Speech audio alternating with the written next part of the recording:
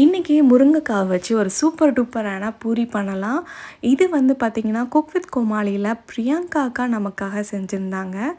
இப்போ இது செய்கிறதுக்கு ப்ரெஷர் குக்கரில் தண்ணி ஊற்றி ஒரு விசில் வச்சு எடுத்துருங்க. அதில் உள்ள பல்ப்பை எடுத்துகிட்டு அந்த தண்ணியும் நம்ம மாவு பிசையும் போது யூஸ் பண்ணிக்கலாம். கை வச்சே மசிச்சிருங்க, நல்லா மசிஞ்சிரும். இப்போ கோதுமை மாவில் குழி பறிச்சுட்டு நம்ம வந்து எடுத்து வச்சுருக்க முருங்கைக்காய் பல்ப்பையும் ஆட் பண்ணி உப்பு ஆட் பண்ணி எப்பவும் பூரிக்கு மாவு பிசைகிற மாதிரி பிசைஞ்சிடலாம். நல்லா சாஃப்டாக இருக்கும்.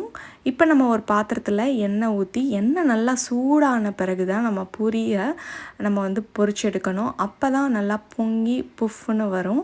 பாருங்கள் எவ்வளோ சூப்பராக தானாகவே வந்து புஃப்னு வருது.